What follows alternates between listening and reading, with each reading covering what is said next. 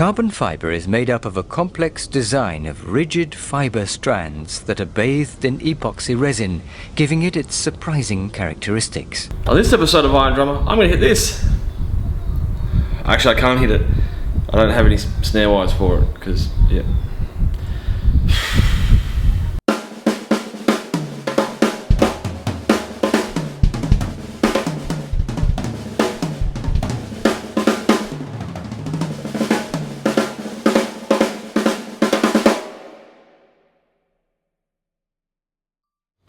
So you're probably wondering why I'm still at a table and I was going to say desk, but it's more of a table. Before we get to this lovely, extremely elusive and rare drum, give you a bit of an update on what's going on. The room is still there, I just haven't been in it yet. Not only because of my health. Had a small health problem, which is still ongoing. It's nothing too serious. See me sitting down a lot. Not a bad thing. I'm not going anywhere soon, just need to address some health things first and foremost. But part one of this review is, I'm sure I can find a clip making that sound better. Dona eis requiem. This drum is extremely rare, really stupidly rare. Basically, a bit of history, we'll go back a little bit. Back in the late 80s, early 90s, Yamaha had a 100th anniversary Snare drum release. Now, it was like, carbon fiber, it was, rose gold hardware. I've personally never seen one, never even seen one online for sale, never even had the option to even look at one, let alone play one. I know there's a couple in the museum in Japan, that's all I know about. They did a second run though of this model, which is the SD513, so Snare Drum 513, and that is a 14 by 3.5 carbon fiber shell, using the split lugs and the floating stand mechanism, which is a real pain in the ass to kind of set up. Once you get it right, it sounds pretty good.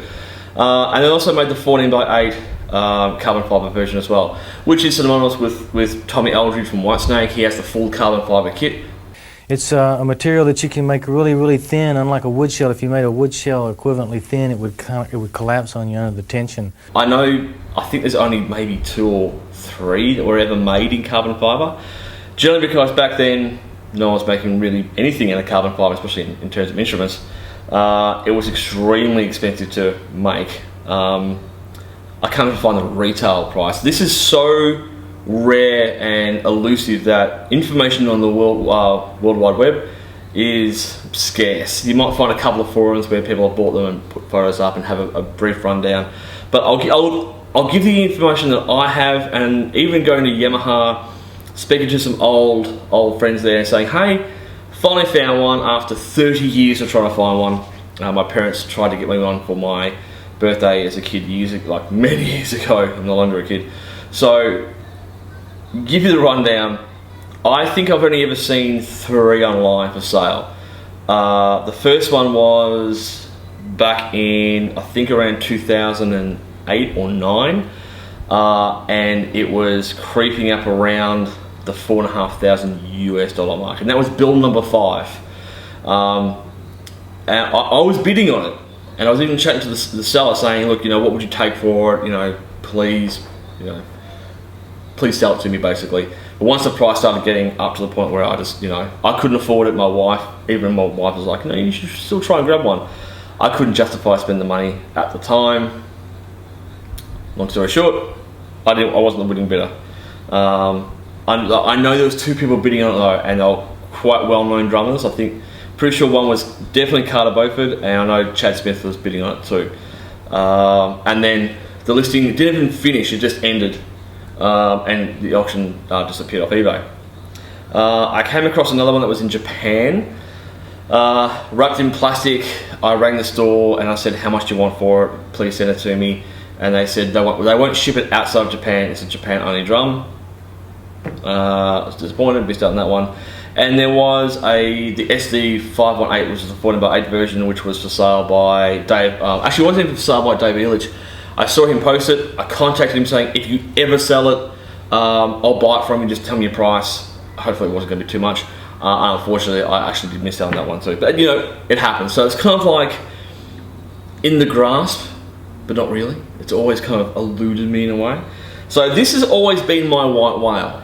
Okay, so Sonor guys have the Horselink Bell Bronze, you know, the 147 kilo monster, which is a phenomenal drum. And you know, every brand, like the Tama brand, has the Bell Brass 2, you know, with the brass, you know, cast rings, hoops, which are more like rings or bells.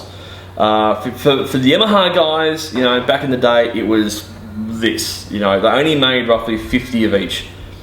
And this one was in a collector's in Japan, in a cupboard, in its original case. The case is really nothing special, but it does say, you know, limited edition carbon custom Snare drum on it. But it's all about the drum. So what's happened is I've actually received it. I've taken some photos, I sent some photos on eBay. What's that site called? YouTube and Instagram. I've given it a complete strip down. I gave it a little bit of a detail, and I kind of brought the nicer lugs because there are some tarnish spots on it. Well, you got to remember it's 30 years old. So I put the nicer lugs at the front, not so nice stuff at the back, and gave it a bit of a service. But the snare wires, a couple were broken. They weren't the original wires, so I have to wait till I get some vintage wires for it, and I can actually review this. Because sadly, what's going to happen is it's going to get reviewed. It's going to get played. It will get played at gigs, but this is really a collector's item. There's no doubt about it. This is a drum which, you know, it will get played, but I'm not going to take it out on tour, kind of thing. So yeah, all I can say is it's an amazing drum. The shell is actually quite heavy for carbon fiber. I know it's hand woven, it's hand laid and dry woven carbon fiber, and they were built one at a time. So it wasn't like they run out and I'm going to build 50 drums and that's it. From what I've been told from Yamaha is that you place the order, the drum was then made and then shipped out. So it wasn't like they just put them on the shelves waiting. Just due to the expense and the difficulty of making a carbon fiber drum, you know, back in the day.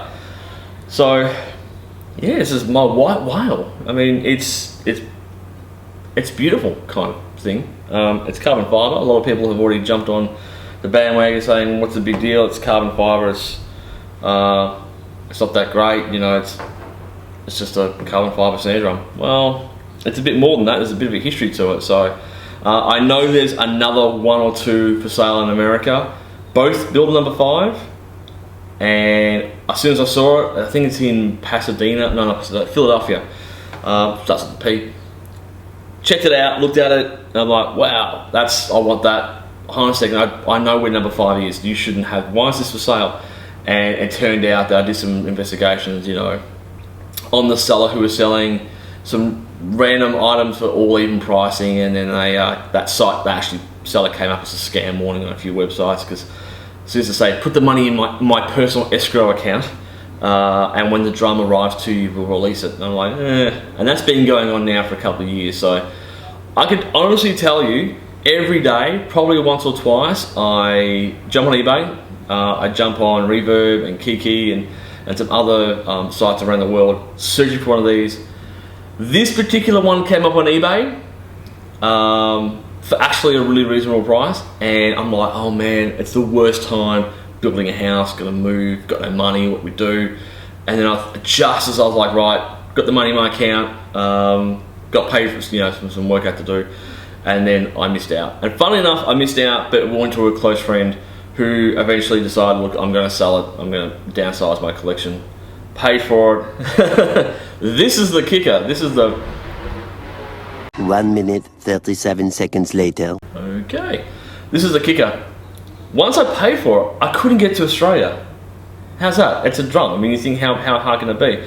But I had to basically organise shipping by one company through FedEx. So I had to organise it through FedEx to do a remote pickup. Now you can't do that online.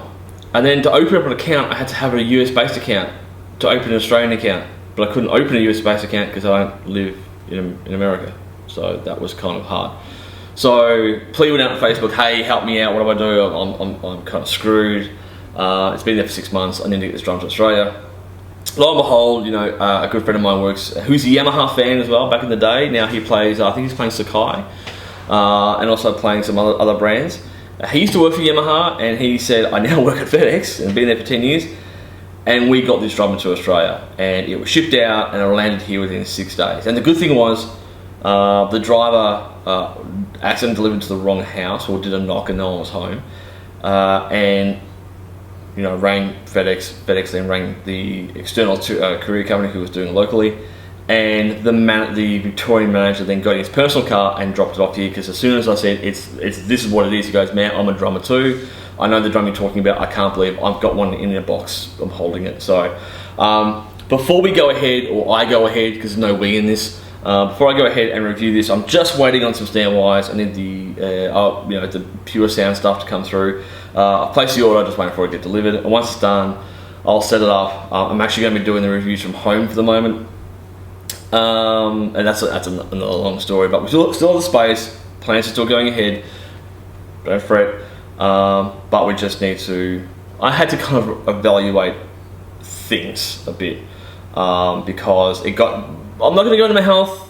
You know, it's not a big deal. But basically, what happened was, it got to Christmas and I could barely walk, and I got to the point where I was actually on my hands and knees, kind of get around the house. So, but as you can see, I'm standing up. I'm still walking around. I'm so much better now. But I will give you an update on that in the next video. But man, this is like insanely good. It's delicious.